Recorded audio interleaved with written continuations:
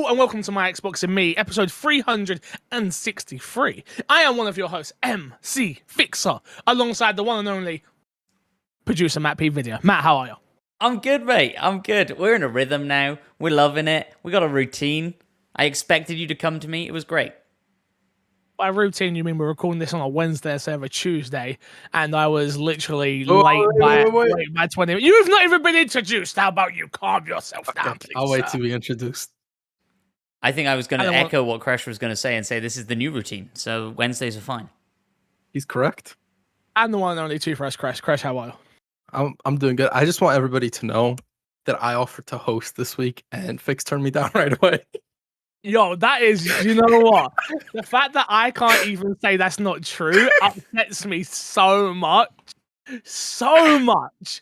So, full transparency, I asked Matt to host because I was eating my dinner. And Matt said no. And then Kresh offered. And we all know that would be an absolute train wreck. So, we just waited an extra 5 minutes and I finished my food. I don't blame you for the decision. I just thought the people should know that I offered to host. You're putting faces, Matt. Why are you putting faces? We all know it was a hollow offer for me to host. No, I wouldn't let you host. Fair enough. Until he was done eating his food. Until I finished eating. After I tweeted about how I beat Elden Ring with my character named Little Fix, which I named on stream and you never found out about, I thought I would be fired from the podcast this week. So it's good to be back. I'll be honest with you. I think I'm just happy that my good friend Frankie Ward lets her joke live on. Because she loves it. She absolutely loves the fact that people take the absolute living pig out of me. And it doesn't fill me with much love or joy or happiness. But if it does you, then I'm happy for you. I'm happy for you. It does. As long as it brings you the love out of his hands now. It's, you know, when the joke becomes so just, it's there. It's in the ether. It's in the world. You know? What am I meant to do? Can't let it bother you. Before we go any further, a little bit of news. Finally, I've been teasing it for a long time. I can officially say on this very podcast, I have started a new job. I have my first job in the industry.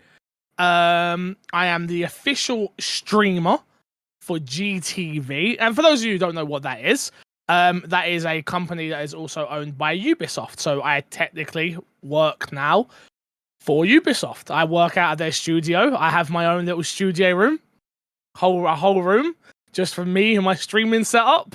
And yeah, it's weird. It's weird. It's very, very strange. I'm sure the number one question people have is, what does that mean for the podcast? Nothing changes. I just have to be very transparent and open about things when I've any Ubisoft game that is being spoken about. Take what I say with a pinch of salt, to be honest with you. I think that's the best way to go about it. Don't trust the word I say if I like a game that's Ubisoft. Not in a negative way, but like, you guys, this podcast has been going on now for 4 years, I think it's been. 4 or 5, 363. So 363 weeks. Never missed a week, by the way. We'll talk about that in a second. And you guys know, I've been very transparent. I've done work with 2K. I'm transparent about that. I'm now working with Ubisoft on a much bigger and lengthier contract. So yeah, just take what I say with a pinch of salt. Whether I say I like a game, you know, just have that in the back of your mind that, hey, Fixer, you know, does work for them and he does stream for them and blah, blah, blah, blah, blah. And I think we'll all have a good time and a happy time. I am ecstatic. This is something that I've dreamed about for nearly a decade, working in the games industry, having an actual job in the games industry. And yeah, this is definitely the step, you know? This is definitely a step in the right direction. It's fun. It was a really fun stream that I got to do for them around Roller Champions, which we'll talk about in what's been in our box. But it was a good time, and it's nice. It's nice to have other people that are businessy people go, that was good, wasn't it? And I'll go, was it? Did I do okay? You know? So yeah, I'm happy. I'm thank you to everyone who's already said congratulations to me on Twitter or Instagram or Facebook or wherever. But yeah, just full transparency. I do work for GTV. They are owned by Ubisoft. And there you have it.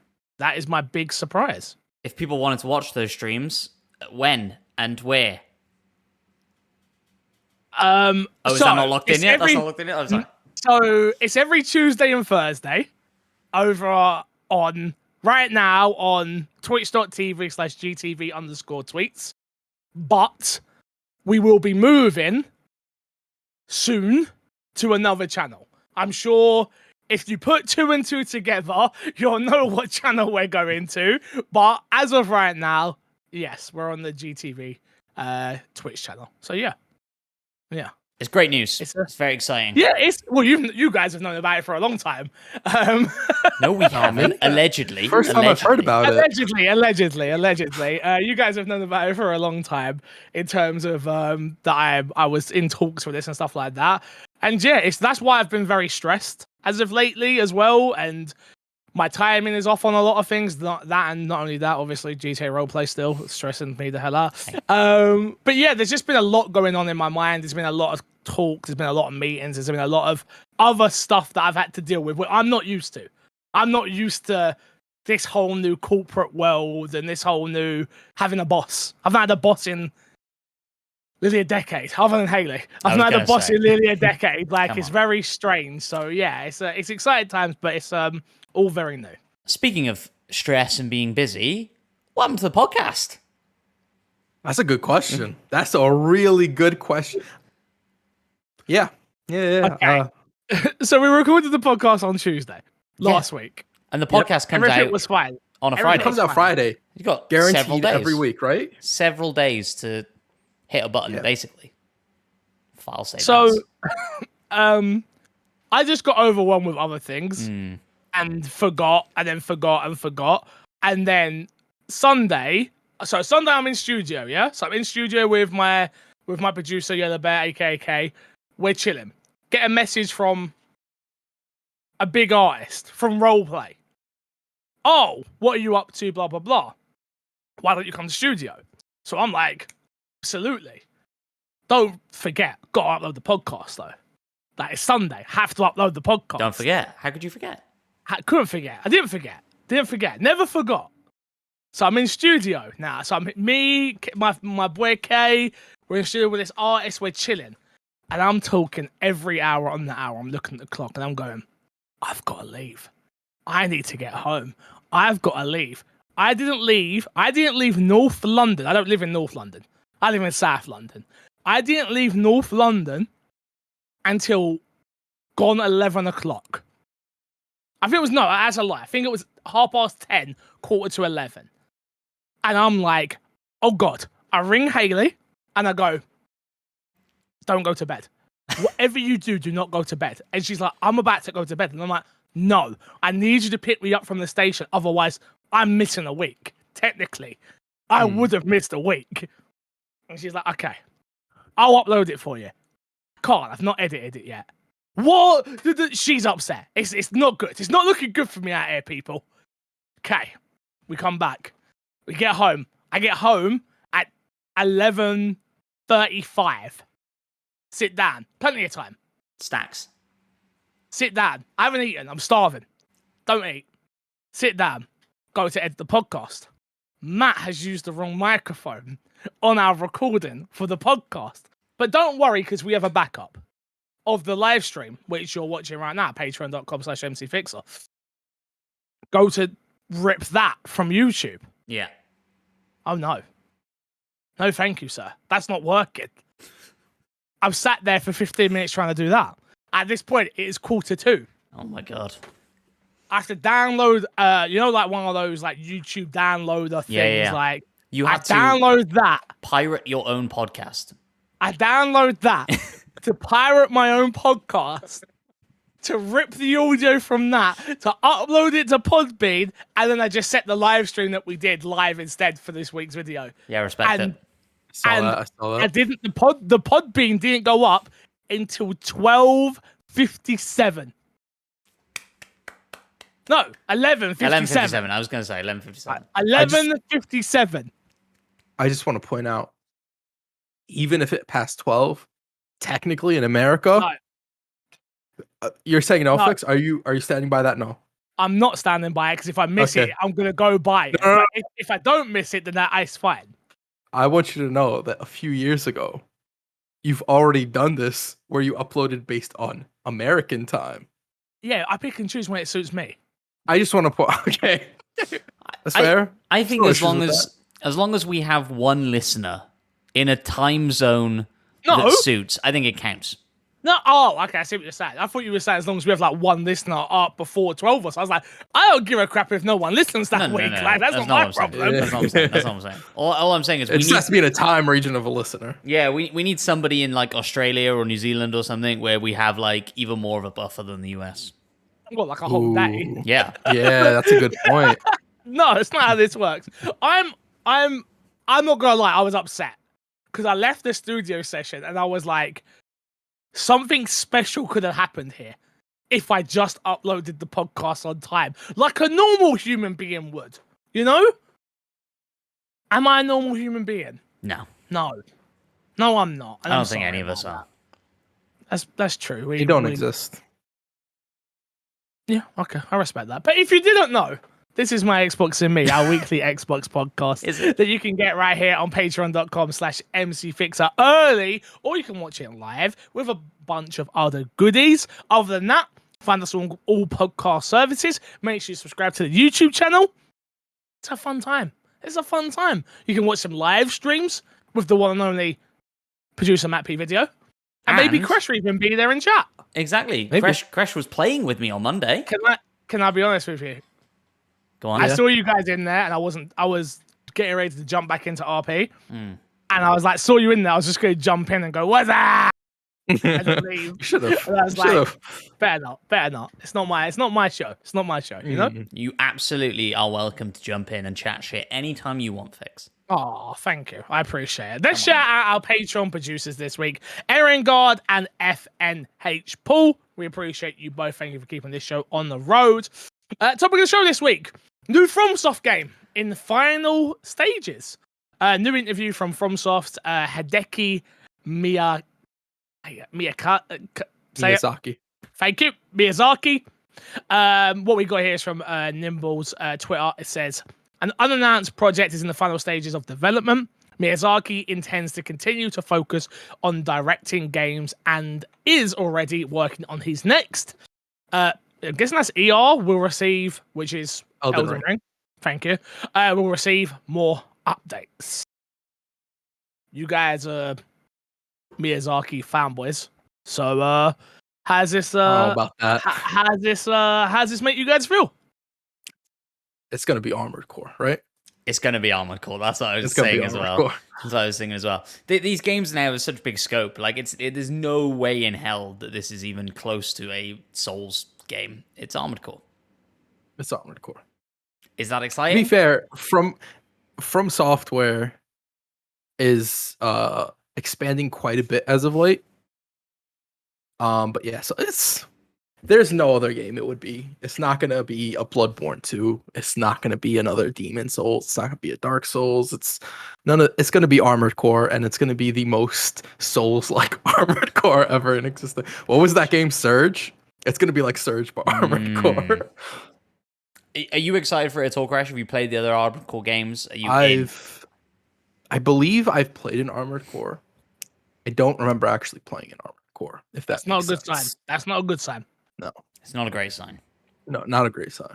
So I can't say that I'm excited for it, right? I've never played one, and so I went back and had a look at a few trailers for things, and I found an old Fromsoft game called The Eternal Ring, and it's like a first-person Dark Souls game. I was like, I didn't realize you guys made something like this. This is cool. Maybe it's Eternal Ring 2. That I doubt it too. It's definitely Armored. It's probably an Armored Core. As I'm sure you both can imagine, this does absolutely nothing for me. I'll get excited during a reaction stream for you guys, but no. I thought we were all three of us the biggest Miyazaki fans, the biggest Miyazaki fan podcast out there. You guys, this is my Miyazaki and me, as I'm sure you're aware. It's got a ring to it. My Miyazaki and me. Got it. I like that. Yeah, it's a new offshoot of the brand. You know, we're working on it. My Kojima and me, my Miyazaki and me, my Phil Spencer and me, my AC Bongos and me. You know? I love it. New segment. He's like, this week on My Miyazaki and Me. We've got no information here, really. It's just this came from an interview as well, right? Yeah, it was a Japanese interview, so I can only go off what Nibble said. So I don't read Japanese. I believe it was Japanese. You don't? How dare you? Yeah. So Japanese. God damn it! There was some more stuff that came out that said he wants to work. What was the exact wording on it? He wants to work on something that's more. Was it abstract or something like that? I'm like, Souls games and games that Miyazaki makes already go like pretty weird direction. So I wonder what he means by that. If it's like breaking the norm from those games to something that could be conceived for like me and Jew, something more normal. But for him, it's like, this is a weird concept for me. I like that idea that it goes so far the other way that it's just a pretty linear, straightforward game. Yeah, I like that. Exactly. The exciting bit here for me is that Elden Ring will receive more updates soon, and we've always been expecting that. Some of the best parts of Bloodborne and other Souls games are the expansions that they end up putting out. So I'm super excited for Elden Ring expansions and updates, although I'm guessing they're at least a year off, I would have thought at this point. We'll receive more updates, and we'll receive expansions. Two different things is all I'm saying. Yeah. Those are very different things. 100% agree with you. If we want to have another argument about what DLC versus expansion versus add-on versus update is, we can do it. But I agree with you. Okay, it's very different. Okay, I was about to say. But updates so far to Elden Ring have been relatively substantial. Like yes, they've been nerfing and buffing of certain things, but they've added 2 quest lines. Like they've made relatively substantial stuff. And it's not just been bug fixes. So I would have thought we will get an expansion. Like you say, a lot of people, I think, agree that the Old Hunters DLC for Bloodborne is probably the best part of that game. And so I'd be very surprised and shocked if there wasn't a significant expansion. Only because they will make a shitload of money off of it, like whatever it happens to be. So I don't disagree with that. I do think we'll get an expansion for it at some point. I just wanted to clarify. Doesn't say expansion. It's fair. It says update. It's fair. Yeah. It's also translated, so who knows what he said, to be fair. That's a very good point. I trust Nibble. Word for word translation. Word for word. Nothing wrong. Absolutely nothing. Nothing. You can't lose context when you translate languages. It's true. You're right. Let's jump into what's been in our box then, boys. Matt, we'll start with you. There's a lengthy list here, so hit me. There's a lengthy list here indeed. I beat Hellblade Senua's Sacrifice in preparation for the new game. And it's a pretty good game, isn't it? It's a pretty good game. That's all I'll say about it. I think it has some really, really cool ideas. I think the gameplay segments of it are the things that let it down the most, to be honest with you. Like, the story is really interesting. Visually, it's really interesting. And it has a lot of really cool ideas, but like the puzzle mechanics and the combat are very limited, right? Like you reach the ceiling of that very quickly, and those sections become quite unfun quite quickly, and then it does this great thing at the end of the game where it's just like, here, have all of the enemies, just all of them. Hayao in games do that. I just want to point out the puzzle stuff, while you don't like it, was made to accurately represent schizophrenia. And that is a big thing of the game. In what maybe we're talking about different things then. I think like what I'm talking about is like you go up to a door, it has 3 runes on it. Now you need to go and find those. Got it. Okay. And it's just that over and over again. Never mind. Okay, got you. I think the way the game functions is like you have to go kill all these different gods, right? And they all have different themes to their levels. Old game. Old game's old. Oh, I ain't played it. Okay. Well, if Fix, you know what happens in Final Fantasy VII, the original? That was too soon. That's still too soon. How dare you? That's too soon. Respect it. I apologize. Sorry, Karen. What I would say is like it's quite like you say, like the idea of exploring schizophrenia and mental illness in that way is really cool. I think towards the end it gets a little bit too abstract for me, which is a weird thing to say when you're in hell killing gods and stuff. But people who play the game maybe understand that. What it sets up for the second one, though, I think is super interesting based on what they've shown of the second one. Where there are other people running around you and talking to each other, and Senua calls people by their name and stuff. These are like real, actual people that you're interacting with, seemingly. Like, I think we were all slightly confused as to how much gameplay was in that gameplay thing that Jeff Keighley said was entirely gameplay. Who knows? But I'm very, very excited for potentially where that story looks like it's heading. Because you haven't played it, right? No, but I have obtained a new item that is going to allow me to play more games on the go. What did you obtain? Can't talk about it. Oh, okay. Okay. Cool. Yeah, more mystery. Yeah. I couldn't finish Hellblade when I played it. Way back. No, I remember. I remember back in the day when you started it. I liked what you did with the headphone stuff, but yeah, the audio is fantastic in the game. A Yeah. lot of the designs around like experiencing schizophrenia for a person who doesn't have it is done in very interesting ways. I've heard that it's a good representation of schizophrenia and what people with it go through. But at a certain point, it just got very, very draining for me mentally, which I feel like is accurate to the experience as well. And I feel like you mentioned like the gameplay doesn't hold up, and I think I agree with that. But I think for me, that's one of the games where experience usurps gameplay because that's what it sets out to convey. 100% agree. But the further you get into that game, the more gameplay they give you.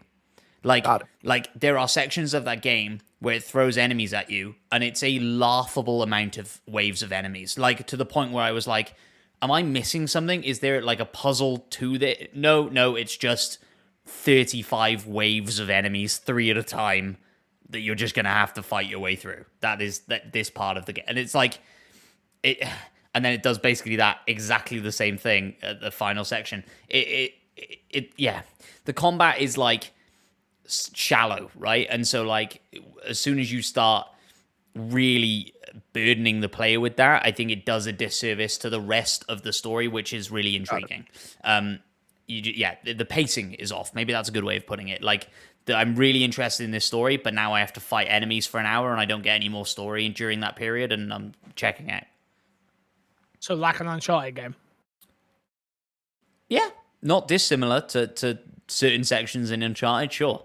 No, I mean, like, in terms of, that's not a hit at Uncharted, but like, it's very basic in terms of like, you know what you're doing and you carry on playing because you want that story. It's the story, right? Yeah. You're It's a playing narrative for the experience. You're playing for the story. You're not playing because, in my opinion, you're not playing Uncharted from start to finish because the gameplay loop is so absolutely fantastically mind-changing. No, you're just playing it because, you want to know how Nathan Drake finishes, his story. Exactly. Like, exactly. And I think they set up potentially.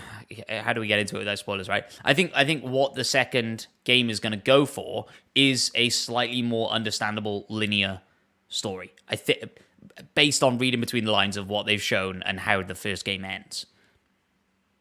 Okay. Maybe. Okay. I feel like you're gonna be disappointed in that, Matt. I might be. But even the fact that they've shown it throwing a spear in the trailer for the second one is like, oh, there's difference. There's new stuff. Exactly. Yeah. Exactly. On the gameplay front, I do absolutely agree with you. From I think I played through most of the game, if I'm not mistaken. Most of the combat was 100% does. Most of the combat was a little on the drier side. I do absolutely agree with that sentiment. Yeah. It's how long did it take you to beat? I was just gonna say, I reckon 8, 9 hours. 8, 9, 10 hours, something like somewhere in that region.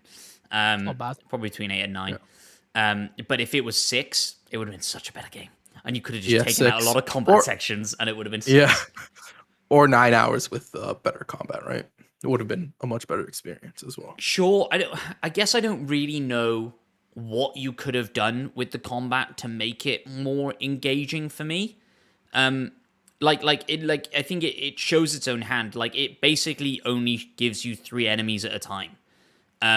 because any more than that, the combat falls apart. Like, there's a cool enough combo system in there. You can do interesting enough things, but as soon as you put more than 3 enemies on the field, they're just there's a swipe coming from somewhere all the time. So you end up just rolling away, going in for one hit, rolling away, and the combo system dies.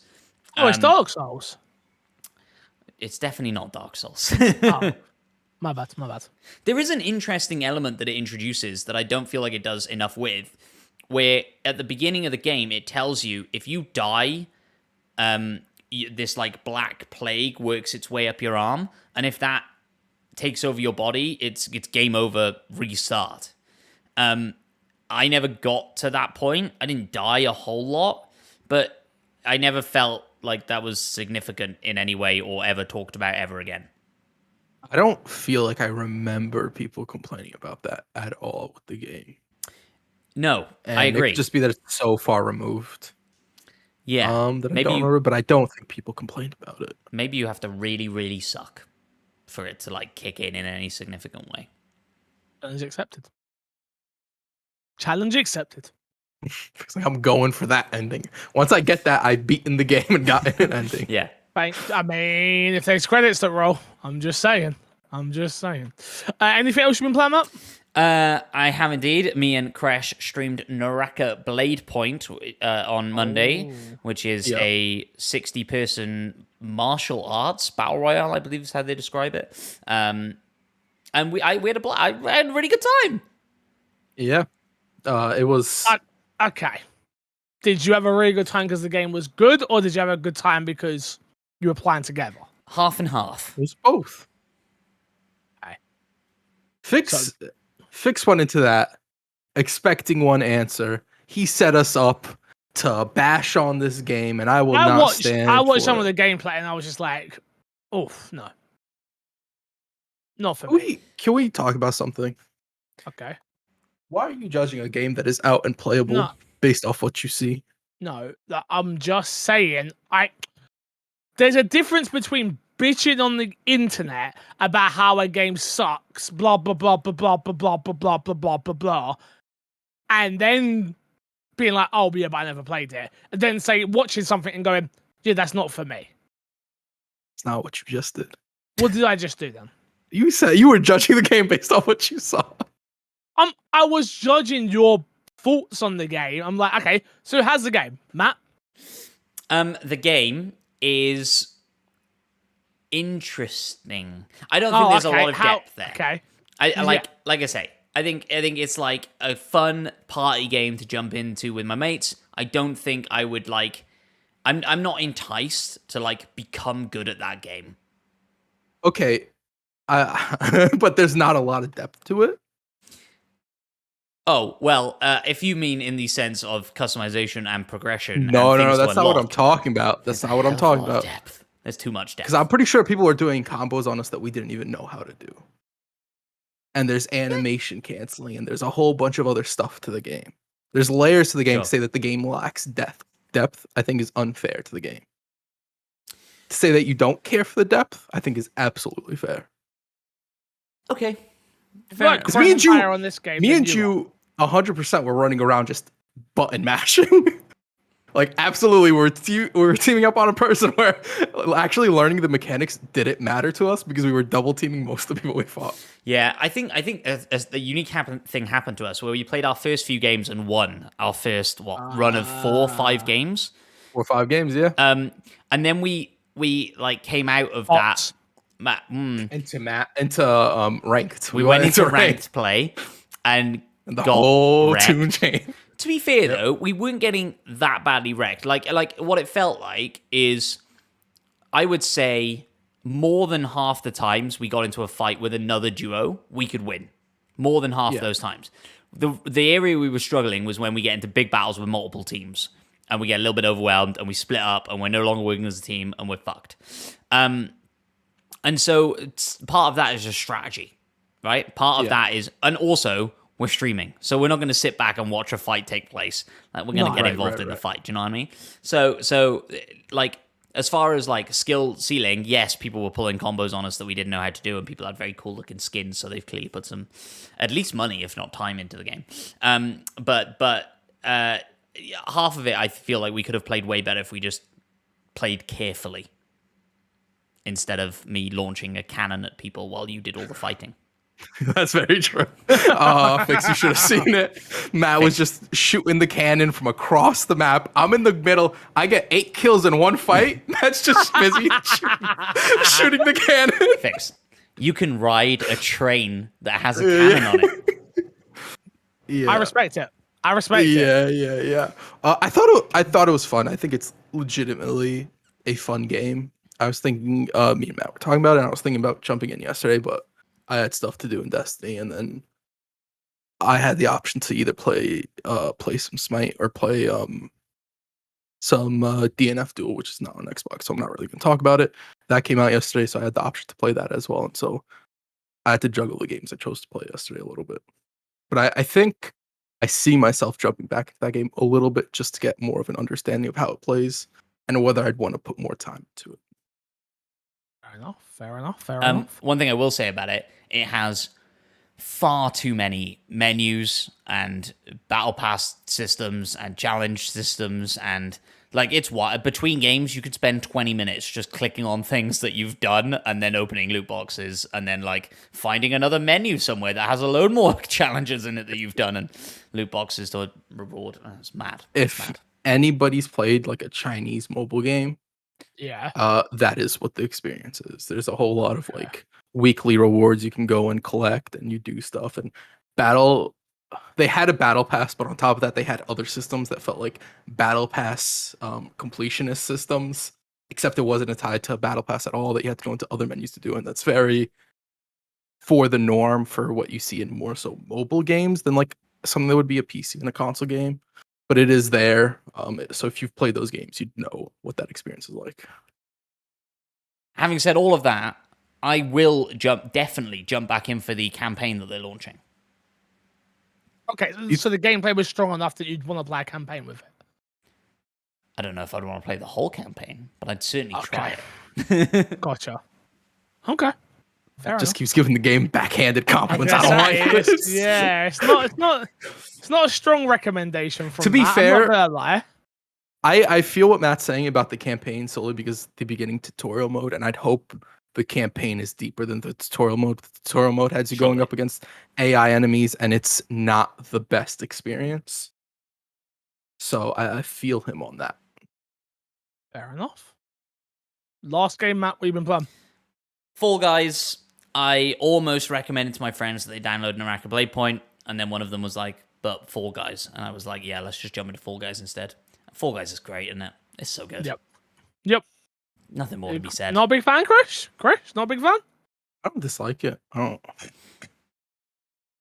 don't like it. I don't dislike it. I like it, I guess. It's fine. I wouldn't say no to playing if somebody asked me. That was almost the exact response I gave when we were talking about Naraka Blade Point. I like it. I don't like it. I like it. I kind of like it. Maybe I like it. Yeah. Yeah, we ain't really got to say too much about Fall Guys. We all know what that is. Yeah. Crash, what you been playing? Naraka Blade Point. Yeah, I know that. That's about everything I've played. Yeah, there's nothing. I went on to... They released demos for everything they had at ID at Xbox. Yeah. And I went through and I was looking at it for something to like play and talk about on the podcast. And I was just like, I don't really care about any of the games that are shown here right now.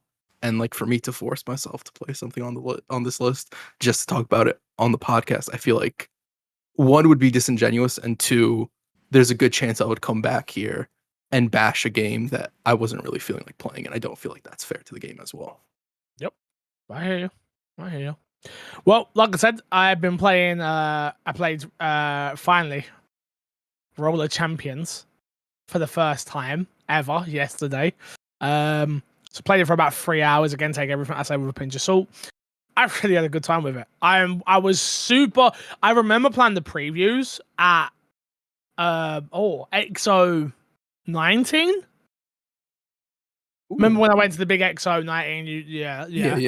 And I remember playing it there and being like, no, this isn't a bit of me at all.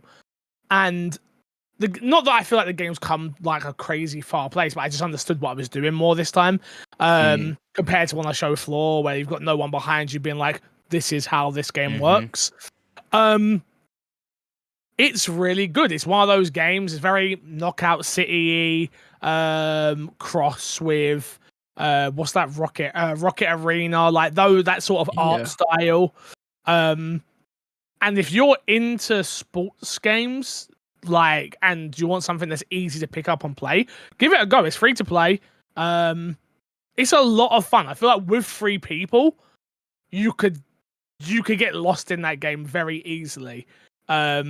Very team-based heavy game, and playing it with randos wasn't the easiest experience. Sure. But it didn't take away from my fun at all.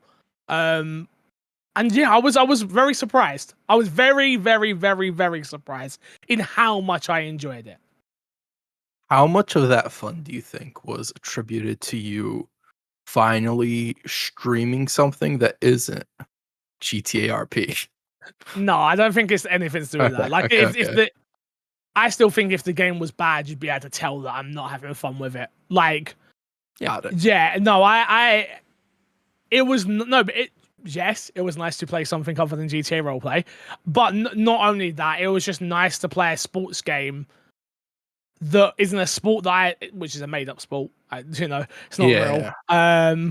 But it was just fun. Like I played 10 custom matches where I, very similar to you guys, smashing people. I think I lost 1 match out of 10, and then I went into rank mode, and we had this one game. So there's this whole system where like you keep the ball and you keep going around, and the more you go around and around, it's like you can sort of power up how many points you'll get when you score. So you've got this whole risk reward system sort of thing where whether you want to go for 1 point, 3 points, or 5 points, it's the first of 5 points, right? So the game could be over in 1 possession in terms of like going around and around, or it could last a lot longer. And we had this one game where we're 2-0 down with, I think we had a minute to go. We've got the ball, we've lost the ball, we've got the ball, we've lost the ball. We get the ball, I've body blocked somebody, my teammate's gone around, they've charged it up for free with 2 seconds on the clock. He shoots, I body block someone, he scores, we win the match. In ranked as well. And it's just that moment of like, oh!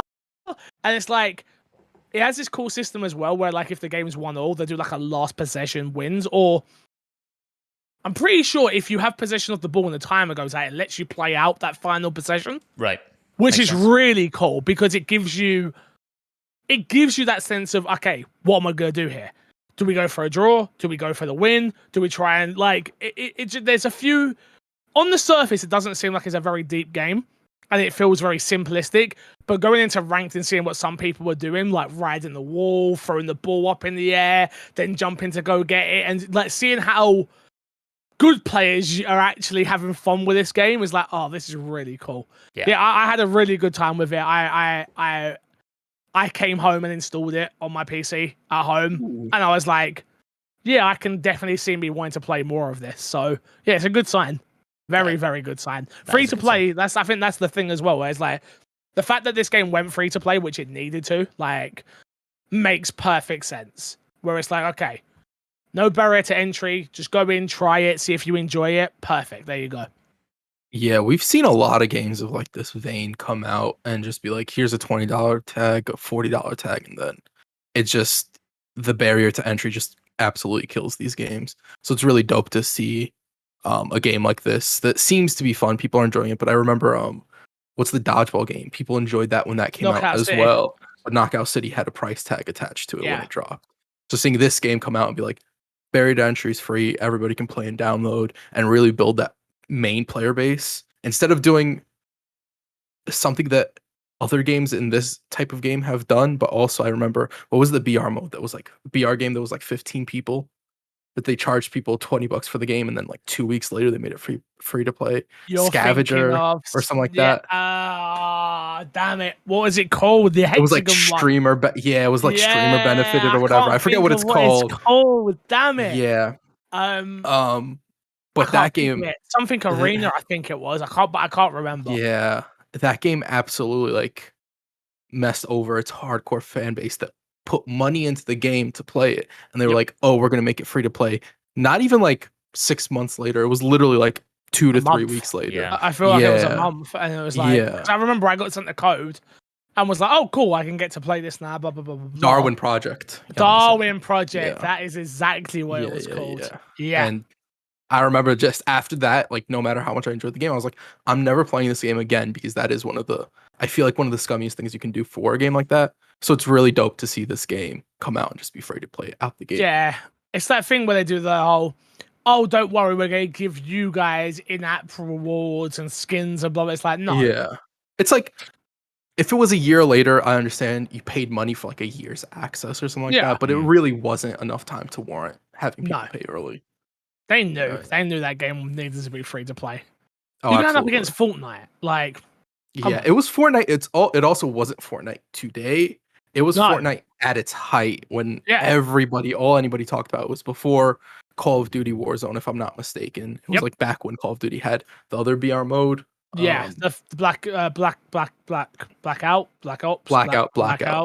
Yeah. Yeah, and PUBG was relevant. PUBG's still relevant in the right markets. You said a keyword. In the right markets. You're not wrong. You're not wrong in the right markets. It is in the right markets. You're absolutely correct. Still relevant. But yeah, good game. I enjoyed it. Let's jump into this week's dashboard if everyone's done with what they've been playing. First up, Hyenas. Thank you. Is a PvPvE shooter from the developers of Alien Isolation. This one was taken from Windows Central. What you need to know is Hyenas is a newly announced multiplayer shooter from Creative Assembly, with the team having previously worked on Alien Isolation and Halo Wars 2. It's set in a future where billionaires wreck Earth and colonize Mars. Players are space pirates who steal from said billionaires, hijacking ships and making off with cargo. Hyenas is a PvPvE with 3 teams of 5 players facing off against each other and AI opponents. The game's coming to Xbox, PlayStation, PC, consoles, though the game doesn't currently have a release window. One for you guys? Does it look interesting enough for you to try it out? Sure. I would be down to try this game. It sounds like an interesting concept. Yes. Creative Assembly branching out is always... Creative Assembly make fantastic strategy games. We all know that. So them trying other things, I'm not opposed to. Yeah, I mean, we know how good they can do with like Total Warhammer and stuff like that. So, yeah, I mean, I'm not against them trying this. I see the concept art thing here.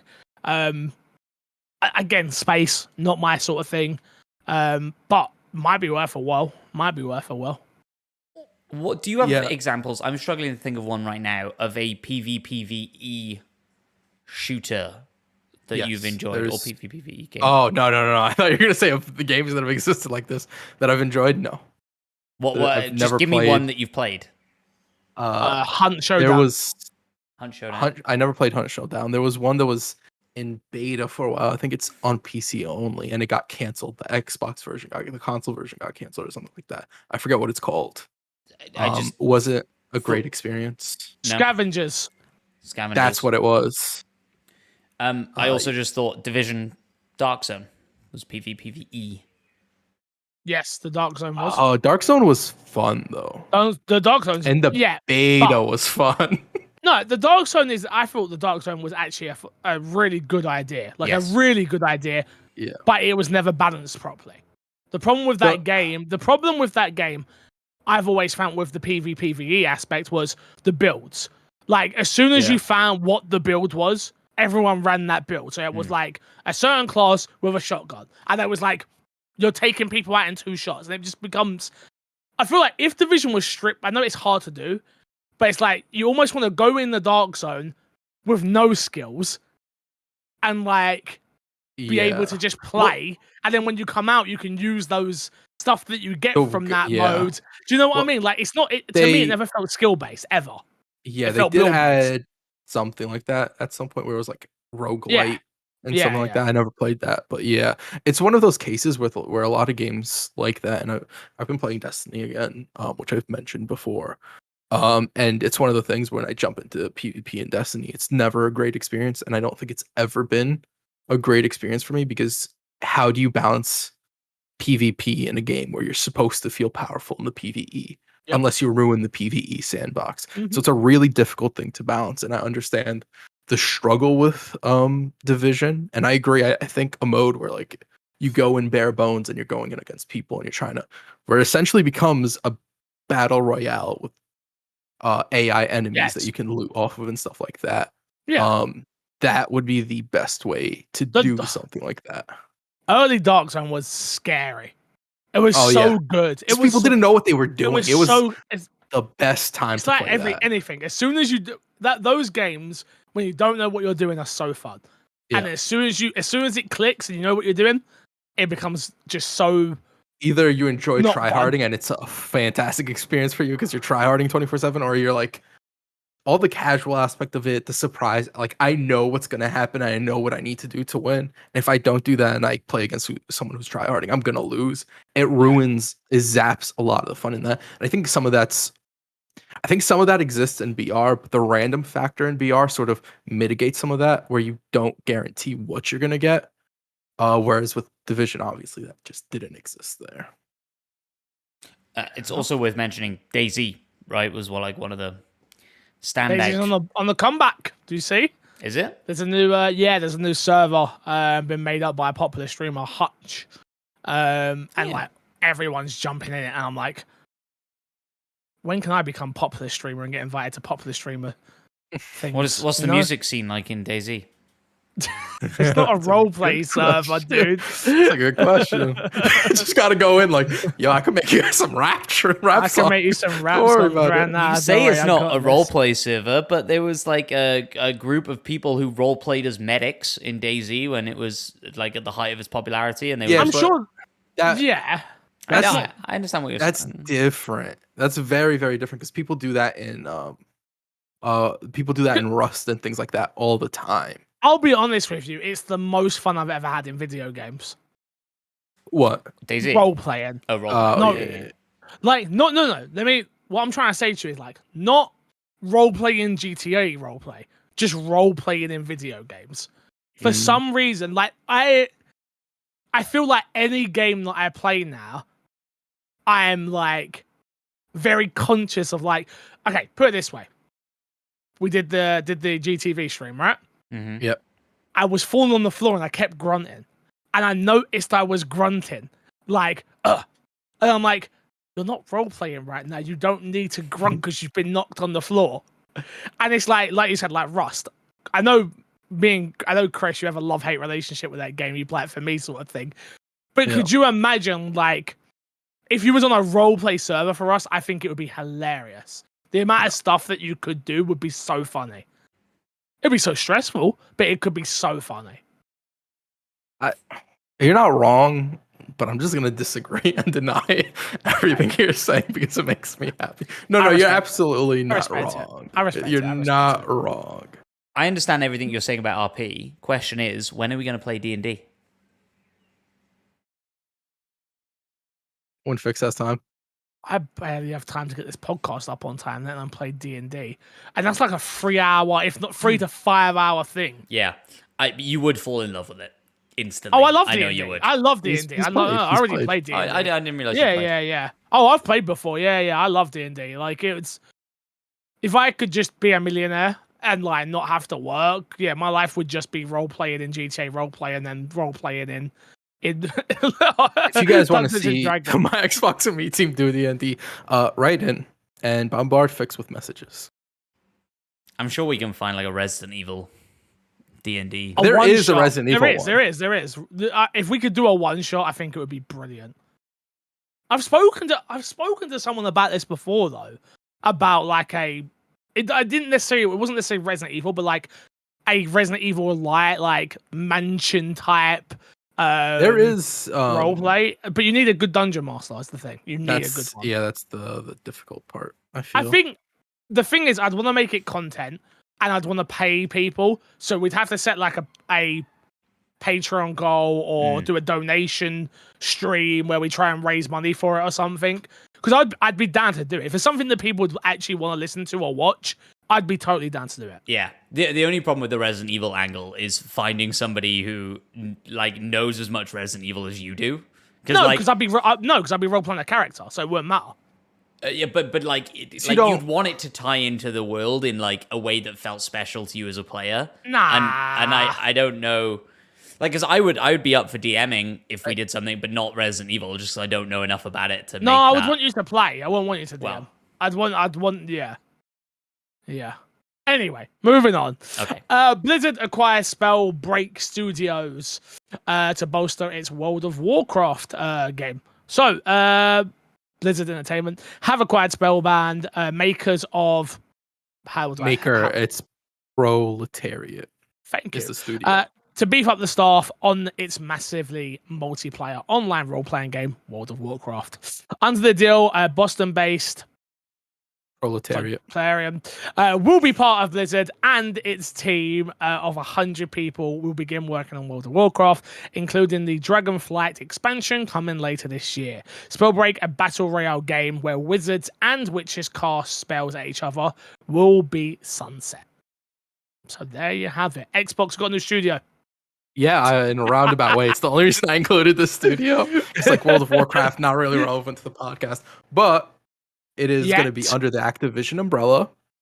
World of Warcraft subscription goes into Game Pass. That would be huge. I do not think it'll happen. Yeah, but you never know. You want to know why I don't think it'll happen? Why? Crash? Yeah. 2022.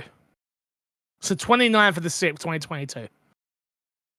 If I told you 3 years ago, Xbox were doing Bethesda and Activision, would you? I'm gonna tell you. I'm gonna tell you why it's not gonna happen. Okay. Because World of Warcraft subscription per month is $15. Yeah, so you can't be paying 15. Stranger things happen, man. Stranger things see it happening. Bro, I could 100% see in-game loot being happen. added to it. I could see you getting like a month off. I could see you getting discounted prices. I could see a lot of stuff happening. I can't see a Game Pass subscription giving you month to month. I hope I'm wrong on that. I think that'd be very, very dope. I could. But that's because you don't see them. No. Because I don't think there's enough people that would think, oh, let me switch my subscription from WoW to Game Pass. And I think that's what they're banking on. Still got to buy the expansions. Like, I could see it, bro. I could see it.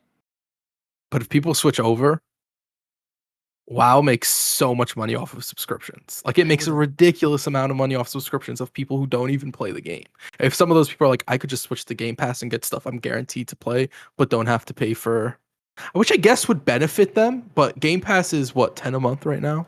11? 15 for Ultimate. 15 for Ultimate, so it's the same price. That's what I'm saying. I guess maybe. I don't think I see it, but maybe. I see it. Look, I hope you're right, Fix. I hope you're right with this one. Anyway, Blizzard got a new studio. Xbox got a new studio. Yeah. They're getting brought in, but yeah. Matt, did you see it? Yeah, I could see it going either way, to be honest with you. I think what you said about getting like a free month, on the like a big event. I just want to say, Matt, last time we had a conversation about World of Warcraft for a while ago, Matt completely undervalued World of Warcraft. He does this all the time. It's a great point. Right. It's a great point. I mean, does anybody even pay for their WoW subscription? I don't think anybody's playing that game anymore, so who gives a shit? No, nobody plays. Who gives a shit? That game died. That game died years ago. 100%. If you ask the people who pay for the subscription, is WoW dead? They'd be like, yeah, this game sucks right now. Why do you keep playing the subscription? Because I can still play the game, man. What do you expect me to do? I can't talk, bro. I'm paying $100 a month to play roleplay. And the train right now is not as packed, so I could probably lower my ticket. And yet, just because of the convenience of it, I'm like, fuck no. You got no chance. Yeah. Same breath, it's a business expense. But yeah, it's still like, no. Next up, Skull and Bones appears to be arriving in November. Ubisoft open world pirate game Skull and Bones will reportedly release on November 8th after 8 years of troubled development. As reported by Eurogamer, industry insider Lummy?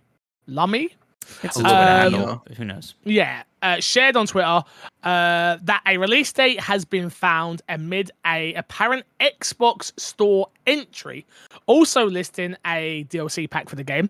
These include a pre-order bonus, legacy mission, and Ashen Chorus mission, the Smuggler's Pass token, digital soundtrack, and art book, and premium bonus pack. In this article, does it say when? Because I haven't got the link. Let me have a look. It says come in November. Yeah, we didn't know exact. Yeah, so right on Twitter, we're looking at 22nd of the 11th, 08 is what is being said on Twitter. Take everything that you're hearing and reading and listening to right now with a pinch of salt. Like I said beforehand, Matt? I could see it. Because it wasn't the last rumor about this that it had to come out this financial year, which is technically to March of next year, I believe. And so they said it was definitely coming out within that. And so, yeah, why not make it a November game? Do we think that with it being a November game, they're setting this game up to like, we just got to get this game out. We have no faith in it. Or do you think there's a plan within the November release date? What's coming out in November? A bunch of games have been getting announced for October releases. So get out before those. You're gonna have you're After gonna in that those. season. After those, sorry, I meant after. My bad. Yeah. Okay. Yeah, like let the. And Starfield isn't coming out this year anymore, so yeah, I guess there is some open room there possibly. I think God of War rumored to be coming out around that time, but that's only on one console, so not completely Hogwarts. relevant. Hogwarts very is the different big one. audiences. That too. Yeah, Okay. I could see it. I could see it happening. But yeah, I don't know. Starfield's such a weird thing to talk about because they've put so much money You mean into Skull and it. Bones? Skull and Bones, not Starfield. Yeah. Skull and Bones, because it's been in development for so long that like we don't know what their current goals are and their long-term goals are. And we've talked about Ubisoft before with Rainbow Six and stuff like that, where they're really good at dropping a game and it being underwhelming at first, and then them working and tinkering on the game and helping it find its audience. Yeah, For Honor's still like didn't Still they just getting announce another content. expansion or something like that? Still Yeah, getting so content. so this could absolutely be something that they're like, we might launch it in like not the best time, but we have faith in our team over a longer period of time, of a year plus, to sort of help it find its audience and really get its foot somewhere. I'm happy to see it come out. Good, Could bad, or you- ugly. I'm happy to see it come out. Who do you think is gonna win that pizza bet? So what's the bet again? The bet is it comes out. It comes out this year. I think you guys both had it coming out this year. Yeah. Yeah. You had it gets an 8 or above, I believe.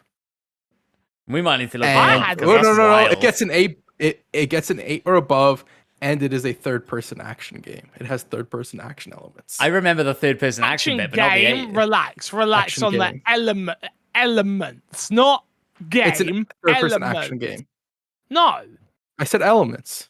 Yeah, elements. And Yeah. you said games. No, elements. Okay. Elements. Yeah. Um. Yeah. Yeah, I don't remember the 8 out of 10 bit. If that bit is in the pizza bet, you're very screwed. But I'm excited to see what this game is. I think if it is November, I would hope. I mean, maybe they do a big showing at Gamescom. Maybe we see a decent chunk of it at Gamescom. Maybe that's the play. I would have thought we'd see a decent chunk of it soon if it really is November. Ubisoft still has stuff to show. They have the Assassin's Creed thing that they're doing, and I don't know if that's going to be dedicated to Assassin's Creed. They haven't really talked too much about it. And I missed the anniversary, so I don't know what they really mentioned about it during that. But they have that to show. I imagine Ubisoft has some stuff that they haven't shown yet.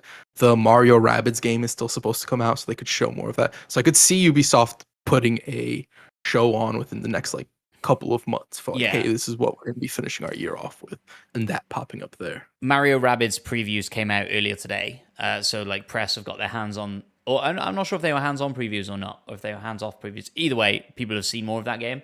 And then, yeah, you're right. Like some of the big sort of things that were missing from E3, not E3, were Ubisoft games, right? Like we didn't see any of Avatar, the Avatar game that Ubisoft are doing, and Skull and Bones, obviously, and Assassin's Creed, and all the rest of it. So yeah, maybe they do something big at Gamescom. I don't know, or maybe they do their own thing, and it's not tied into Gamescom, which would make sense as well. We will see, and it will be exciting to see. Definitely. Let's jump into Fix a Sat before we get out of it, guys, shall we? First one comes from Origin Quickie Man, who says, my favorite games in the recent years, The Forgotten Sea, generally wouldn't present well in the format of like a trailer. Unlike film trailers where it can be relatively easy to generate hype, do you think that certain game types need to rethink their presentation approach? Or perhaps hands-on gameplay is king? Gameplay is king. Sorry, was that? Yeah, gameplay is king. No. I'm reiterating the idea that gameplay is king. Yes. I don't think there's anything you can you can show stuff for games, and I've had stuff like live up to the reveal of a game, but I've also had stuff like drastically not live up to that. So I think gameplay is the best thing to do, and the best thing would be demos. But even when you look at something like the Forgotten City, I don't think a Forgotten City demo would do good. I think that's an issue, is that some games it's like you need to experience the whole game for it to really click, and games are sort of unique in that aspect. I kind of want to say I don't read enough books to tell if you could like get enough out of a book from like a little summary of it, right? I bet people who are hardcore into reading can. Right. That's what I'm saying. Like I don't read enough to like really tell if that's something that can happen. But with games, I feel like a summary for a game is just so vague, especially when a game has a unique feel. Even if it's like, here's an action adventure platforming game. Depending on who makes it and the mechanics in it, it could feel drastically different. 3 games with the exact same taglines could play drastically different from each other, where trailers and taglines and stuff like that might not sell it. And it's gameplay. For some games, it's just sort of, you have to experience the whole thing, unfortunately. Yeah, I think it's super difficult. I think a movie trailer is more kind of directly comparable to the movie in the sense that it's this like passive, you're watching this experience, whereas watching a trailer for a game is so unlike playing the game, right? Like, and it's difficult to get that thing across. I think this comes back to something we talked about after the Bethesda Xbox showcase, where we were talking about Pentiment, which is that Obsidian game that looks like it's been ripped out of a Bible. And I was sort of saying, one of my all-time favorite games is Valiant Hearts, and I don't think I ever could have seen any trailer or gameplay demo for Valiant Hearts that would have got me excited for Valiant Hearts. And that's kind of the way I'm looking at Pentiment, and I'm trying to, I am getting excited for Pentiment. The way that other people are talking about it is getting me excited for it. And so, yeah, it's super difficult. That's why you see these like longer gameplay demo showcases and stuff like that, right? Because it's so difficult to get the idea of what this game is going to feel like to play into people's minds. There's also that scary thing as well, though, right? Of like, you let somebody play something and they don't like it, you didn't get their money. Game Pass changes that a lot. Yeah. But there is that thing where, even like these demos, right? The reason these demos come out from ID at Xbox is to convince you. It's also a very niche audience as well, number one. And number two, it's to convince you to find something that you go, I have to buy this. But the amount of people that are going to play, I think they put out like 40 demos or something silly like that, right? 32, I think. There you go. Of those 32, they're hoping you find one. Yeah. Because you're going to go through so many and go, nope. Like I said, I went and looked at them. I looked at them face value. I looked at some trailers. I looked at a little bit of whatever, and none of those games really spoke to me. There's 100% a chance that if I went through and played through all those games, I would have liked one of those games. But it's like, it's a gameplay experience. I have to actually play the game. I think honestly, the best way to advertise for a game is the game to be good and word of mouth. Is people just talking about the game. Exactly what I was going to say. I think. So go on. I think like if you look at Elden Ring, like what really got people hyped into playing Elden Ring that aren't usually used to that game is seeing everybody talk about Elden Ring and positively about it. And the same thing with Breath of the Wild way back when, and Witcher and God of War and all these big games that come out and are super successful. It's people talking about the game that really get people who aren't into those genres playing it. You hit the nail on the head there with God of War. I remember when I was never a God of War guy. I've never have been.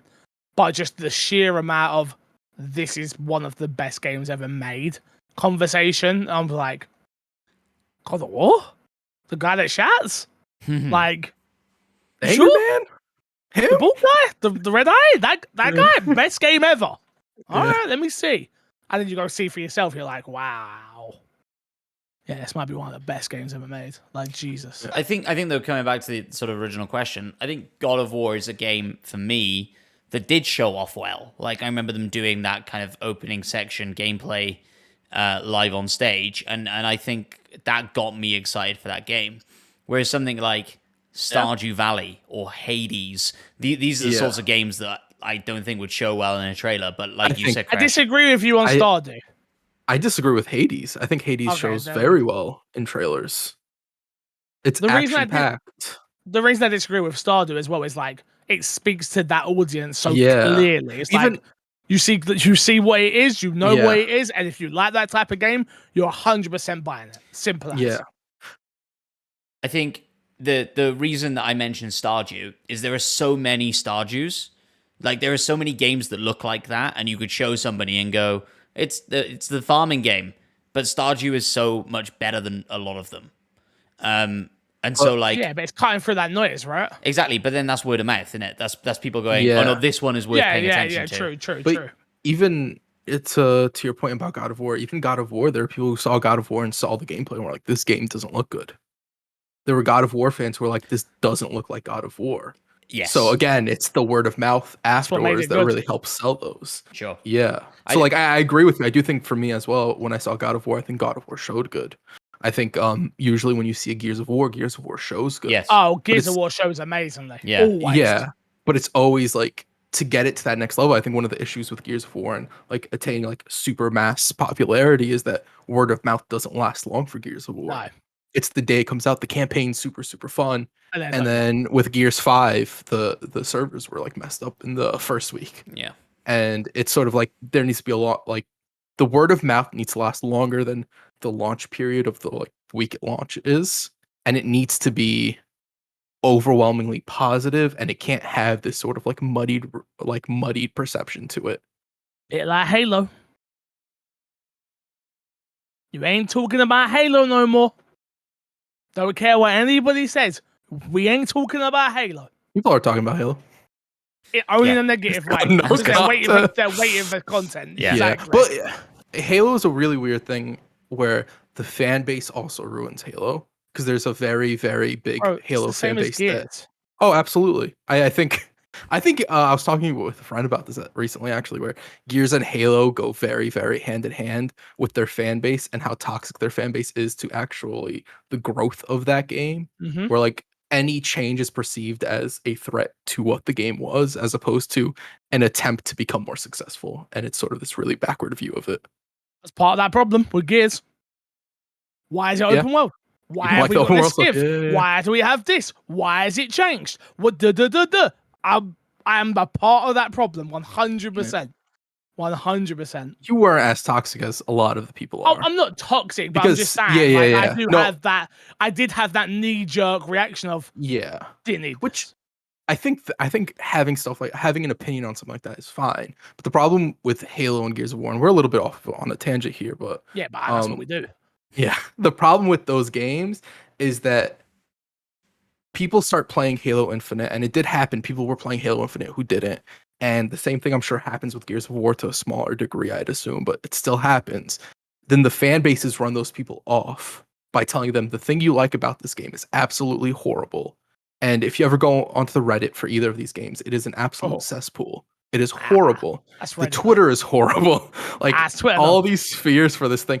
It's Facebook though. Yeah, it's No, Facebook though. because if you go onto like the Final Fantasy 14 Reddit, I'm sure that's a great place. If you go onto the Final Fantasy 14 Twitter, I'm sure that's a great place. That is a great community to be a part of, where they don't scare away people trying to get into these franchises. That's true about Final Fantasy. I'm not gonna lie. Yeah. It's so annoying. It's so annoying how nice they were to me when I joined. And I was just like, They were like, dude, the nicest people. Why are you here? Leave me alone. Stop trying to help me so much. Stop being nice. Yeah, absolutely. Stop telling me how to get around this confusing ass map that I don't understand. But, yeah, so it's like a community can do a lot, but community goes back to the thing we were talking about, word of mouth. Community is a part of that word of mouth category. And if you have, and this is where community managers, I think, are like sort of undervalued in the gaming industry, super, super big, is that they help curate. No way. Community managers? No. You're saying they're not undervalued by gaming companies? No, I'm taking the piss. I'm saying they're extremely. Yeah, they're extremely underrated. They help curate the community you have for the game. Like that is such a thing that's so, I can understand why companies overlook that. But that is how you build a core fan base, is through community, and the main people at the forefront of that are community managers.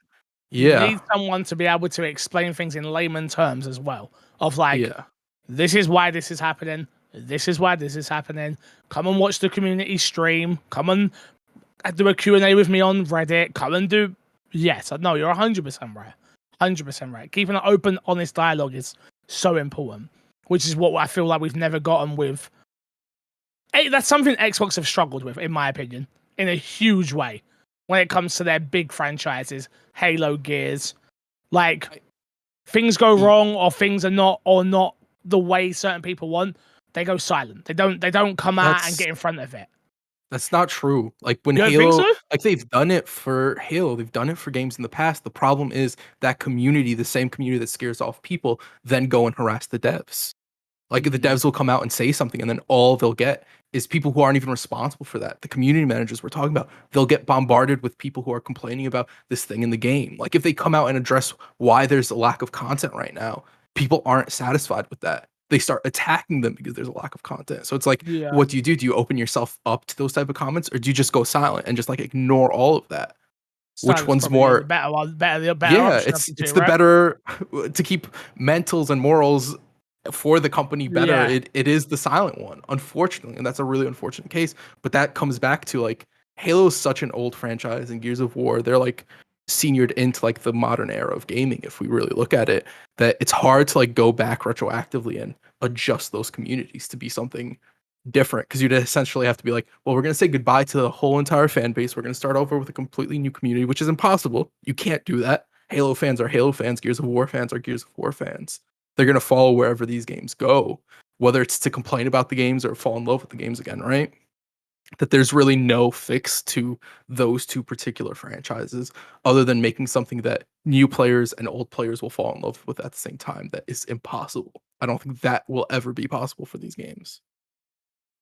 You're not wrong. You're not wrong, Crash. Passionate talk there. I appreciate it. When Crash talks passionately, we listen. We'll do one more question, because why the heck can not? I pick the question? No. Oh. Yeah. Sure. Okay, I guess we're doing two more questions because you both want to pick one. Go on then. I thought Sarah Squid's question was really good this week. The question I was going to pick. Yay! So Go on then, she read says, it. First, we had the KFC dating game. I Love You, Colonel Sanders, a finger-looking good dating simulator developed by PsyOp. Now PsyOp is developing a Dead by Daylight dating sim called Hooked on You, a Dead by Daylight dating sim. That's a fucking tongue twister. Love is in the air tonight, fellas, and my question is simple. What Xbox franchise would you like to see a dating sim spin-off of? Oh my god. It's tongue twister city. It could be anything from Xbox, Bethesda, Activision, Blizzard, or any other Xbox licensed franchise. What would you like to see get a dating sim? And what do you think would be the most fun/bizarre dating sim option? For Sarah, Overwatch is a pretty easy answer. Who hasn't fantasized about Roadhog's erect, massive, throbbing personality and general kindness?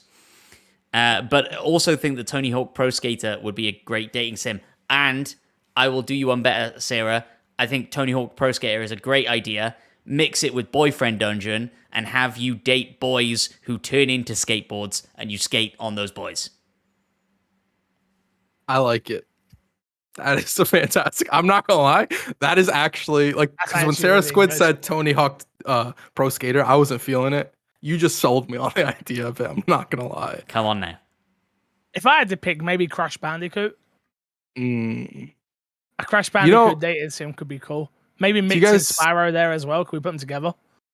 So you want to Fix is trying to feed the furries out here. I'm not mad at it. Yeah. I'm not mad. Definitely successful. I don't see that game not being successful. People who are into dragons, are they furries or are they something different? No, I think there's a different term for them, and I don't want to insult the furries. So I do think that is you're feeding multiple markets there with the Spyro and Crash crossover. That was my plan all along. I definitely thought of that. Do you guys remember the Dating Daddy? I forget what the game was called, where it was like I want a version of that, but for Gears of War, where your goal is to date like a.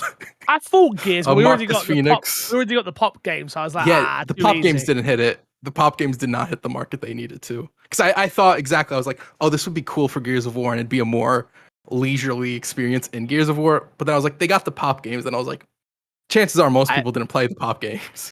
By the way, I love it when game companies do this.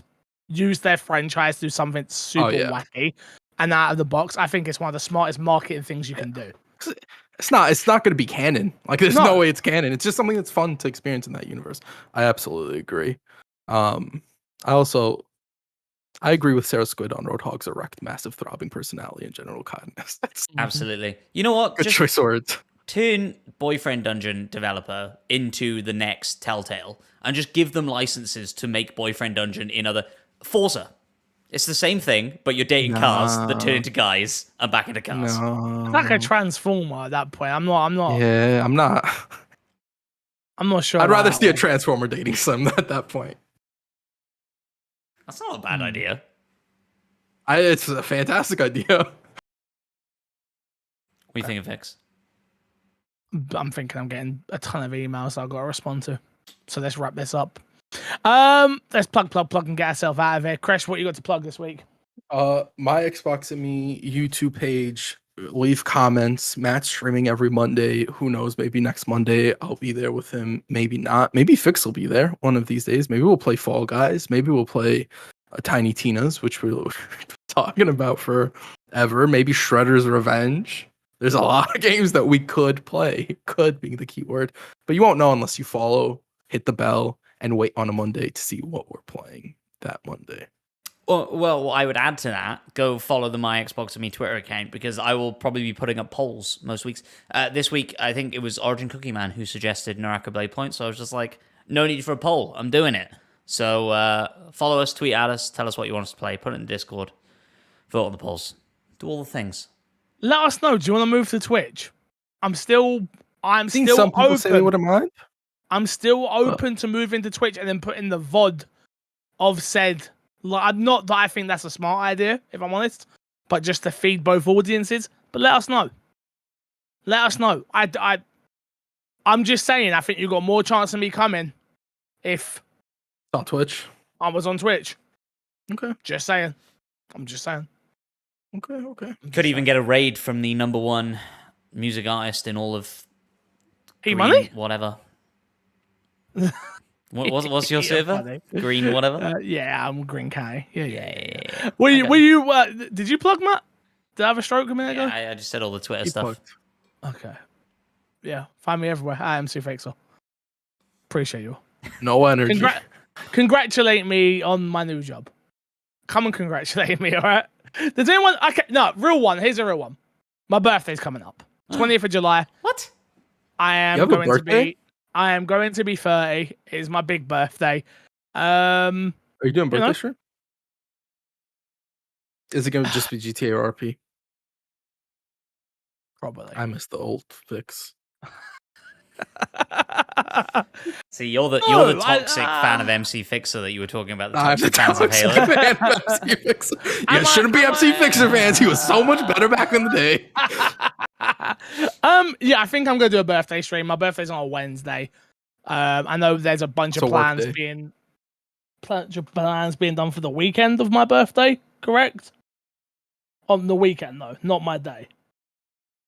Yeah, I think the day of I'm going to be streaming. Just glad it confirmed by the boss. So, yeah, we'll be doing something. 20th of July, leave your diaries open. I think we'll start. I'll probably do the daytime would be roleplay like normal. And then maybe from when Haley gets home, because she's not going to want to sit in with me and roleplay, we could switch into some Jackbox and some Mario Kart and maybe some Mario Party and stuff like that. That would Mario be Strikers. Mario Strikers and stuff like that.